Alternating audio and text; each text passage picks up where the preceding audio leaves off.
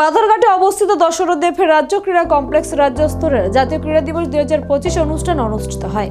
উপস্থিত ছিলেন মুখ্যমন্ত্রী ডক্টর মানিক সাহা, সাংসদ রাজীব ভট্টাচার্য, মন্ত্রী টিঙ্কু রায়, পদ্মশ্রী দীপক কর্মকার সহ বিশিষ্ট গণেরা। খেলাধুলার ক্ষেত্রে ত্রিপুরার প্রতিভার কোনো অভাব নেই। খেলোয়াড়দের উন্নত প্রশিক্ষণের জন্য পরিকাঠামো উন্নয়নে জোর দিয়ে কাজ করছে বর্তমান রাজ্য সরকার। জাতীয় বা আন্তর্জাতিক স্তরে আরো ভালো ফলাফলের জন্য খেলোয়াড়দের আরো বেশি করে প্রশিক্ষণে মনোনিবেশ করা অত্যন্ত জরুরি। এই ক্ষেত্রে গুরুত্বপূর্ণ দায়িত্ব রয়েছে প্রশিক্ষকদের। শনিবার বাধারঘাটের দশরথদেব স্টেট স্পোর্টস কমপ্লেক্সে জাতীয় ক্রীড়া দিবসে রাজ্যস্তরীয় কার্যক্রমে উপস্থিত হয়ে একথা বললেন মুখ্যমন্ত্রী ডক্টর মানিক সাহা। আর ছোট ছোট ছেলে মেয়েরাও আছেন স্কুলে। খেলাধুলা আমরা সবাই জানি যে খেলাধুলাই মনে এক জিনিস, যে এটা মিউজিকের মতো। যেমন মনের ভিতরে মিউজিক, অনেকে আছে গান বাজনা জানে কিন্তু ভিতরে কিন্তু একটা মিউজিক থাকে, হয়তোবা গান ঠিকভাবে শিখেনি কিন্তু ভিতরে কিন্তু তার একটা মিউজিক থাকে।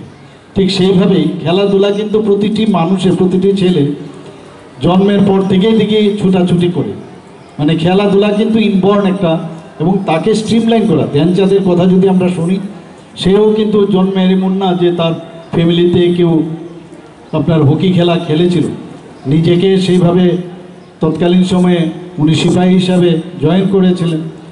এবং তারপরে ওনার এক মেজর ওকে ডেকে ওনাকে বললেন যে তুমি এই হকি খেলা শুরু করো। উনিও ভালো হকি প্লেয়ার ছিলেন।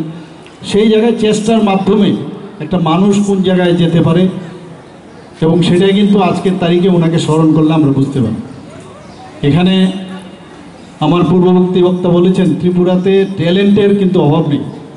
আমাদের এত ভালো ভালো যে বিভিন্ন যে আমাদের ইভেন্টসগুলো আছে, বিভিন্ন ডিসিপ্লিনের যে আমাদের খেলাধুলা গেমস অ্যান্ড স্পোর্টসের আছে, সব জায়গায় কিন্তু আজকে যেটা বলা হয়েছে ন্যাশনাল লেভেলে এবং আন্তর্জাতিক লেভেলেও কিন্তু আমাদের ত্রিপুরার ছেলেমেয়েরা ভালো নাম করছে। একটু আগে মাননীয় মন্ত্রী শ্রী টিঙ্কু রায় মহোদয় আমাকে বলছিলেন যে আমাদের এই ত্রিপুরার একজন জনজাতি গোষ্ঠীর এক মেয়ে, সে ইন্ডিয়ান যে ফুটবল টিম হয়েছে, ওকে প্রথম স্থানে তাকে রাখা হয়েছে।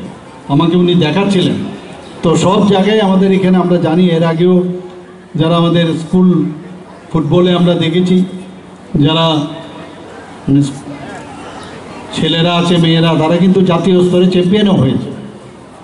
আজকে এখানে জিমন্যাস্টিকই হোক, অ্যাথলেটিক্সই হোক, সুইমিংয়ে হোক, সব দিকে কিন্তু ভালো রেজাল্ট আমরা দেখতে পাচ্ছি। ত্রিপুরার ছেলেমেয়েরা ভালো রেজাল্ট করছে।